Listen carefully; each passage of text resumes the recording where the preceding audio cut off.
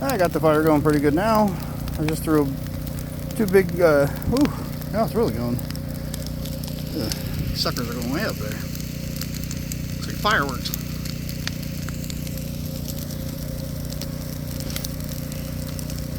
This is the only reason I'm burning this week is because it's been raining. The ground's really wet. And that stuff there, as long as it's not coming back down anywhere else except for falling straight back down, it's fine. There's no wind tonight, so everything's pretty much falling right back down on the fire. Plus, you know, the stuff that's making it way up there, by the time it comes back down, it's out. Like I can see ash falling right here. And the only reason there's so much embers going up is because I threw those cedar trees on with all those needles on. They burn up really quick, and that's what makes the fire go up really fast, but it also creates all the ash and the embers. But I will say, this is going to make some good fertilizer. I'll put it in the garden after I get all the metal stuff out of it that lays down the bottom. I burnt all of our pallets up that I didn't want. There was a lot of those staple things in it. Ooh. Looks like freaking nuclear winter. There's so much ash falling. You can see it. It's actually ash, not embers. Like, it looks like it's snowing.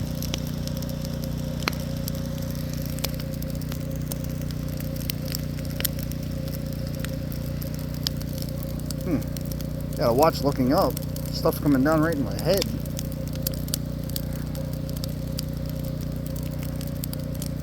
I think I just got a piece in my eye.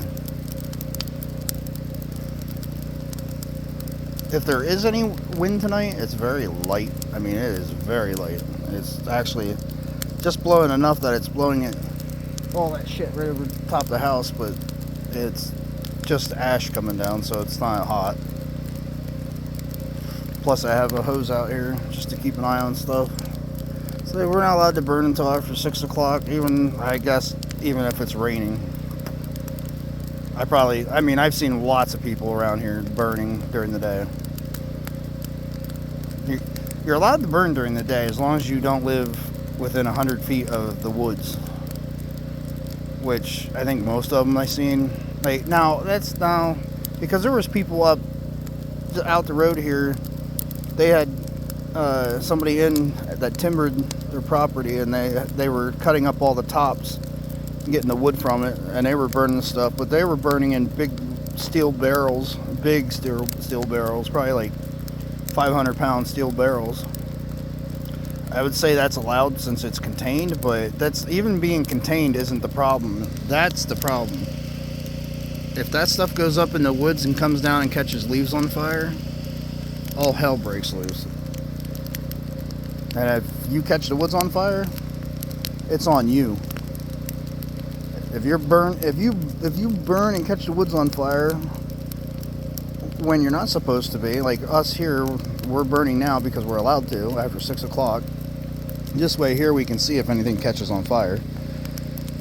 But if we were burning during the day and when we weren't allowed to, we would definitely get in trouble and probably go to jail if we caught the freaking forest on fire and we couldn't put it out. Because it's 12 or 13 miles to Monticello, and it would take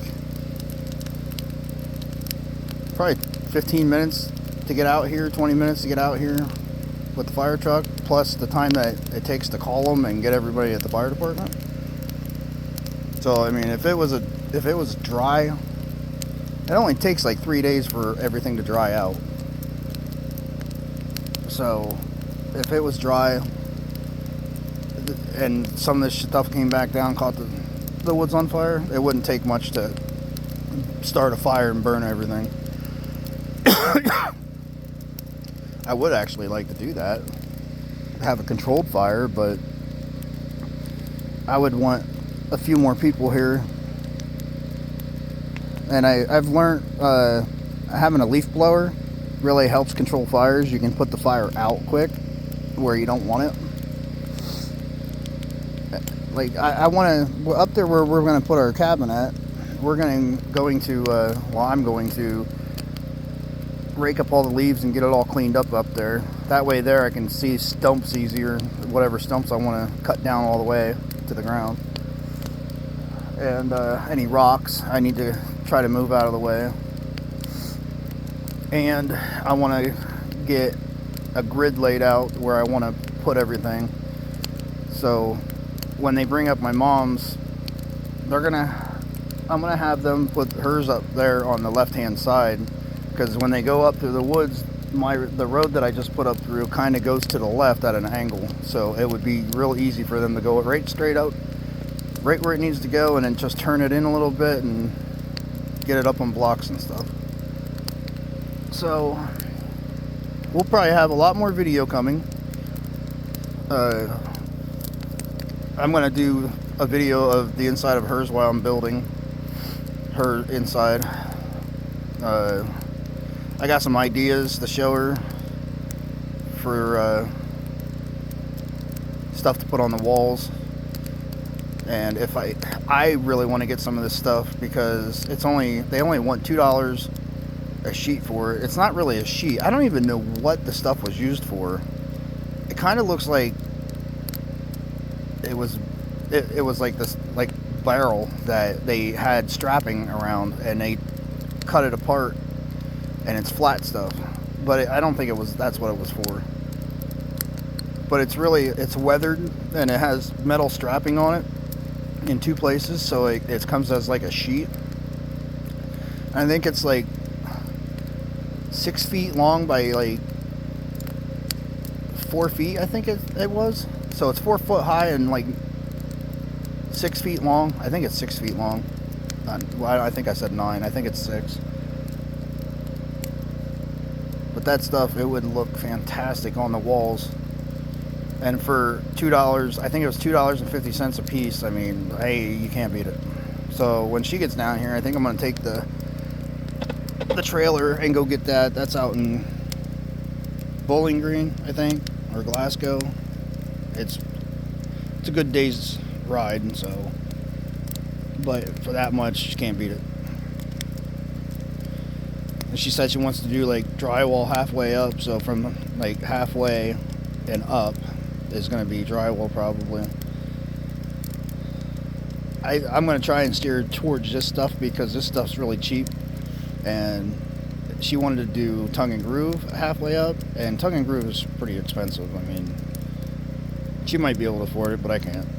But I'm going to end this video right here. I don't have my tripod out here. I need to move this fire around, keep it going. So like and subscribe, and hope to see you again here soon.